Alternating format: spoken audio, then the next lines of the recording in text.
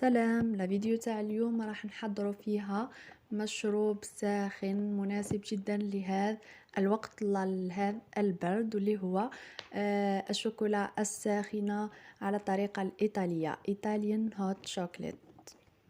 نمر مباشرة إلى المقادير. نجيبوا إن كاسرول نحطوا فيها نص لتر من الحليب، ملعقة كبيرة من النشاء، ملعقة كبيرة من الكاكاو سواء الأسود أو البني، ملعقة كبيرة من السكر، وهنا السكر يكون على حسب الرغبة، ممكن نضيفه ملعقتين، رشة من الملح، ونخلط المكونات بالفوي ولا بملعقة بارد في بارد حتى يذوبون معظم المكونات ويعطيونا خليط متجانس. نهزوهم نحطوهم فوق نار هادئة ونبقاو نحركو، يعني مع التحريك المستمر حتى يذوبون كل المكونات تماما ويبدأ يثقلنا الخليط.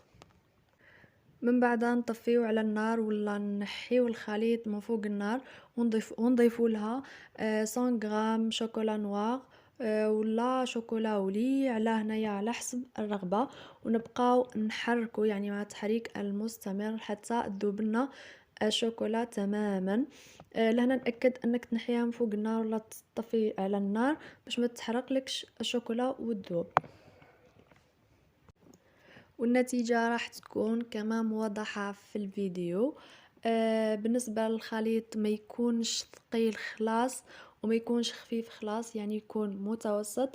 اما بالنسبة للكمية راح ادير لكم كيما هكا 2 كيسان كيما هكا، يعني الحجم تاع الكأس شوية كبير، يجيو 2 كيسان.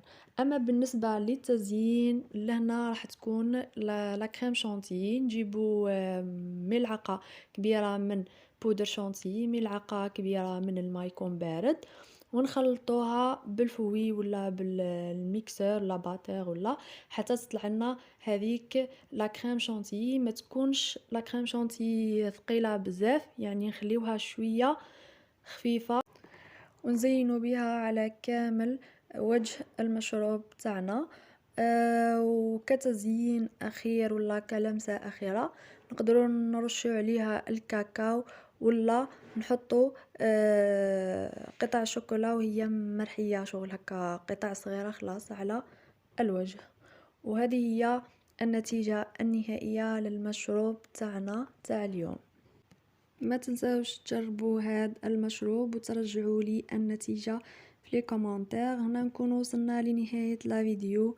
ما تنساوش ديروا جيم لا فيديو اي ابوني لاشين. سلام.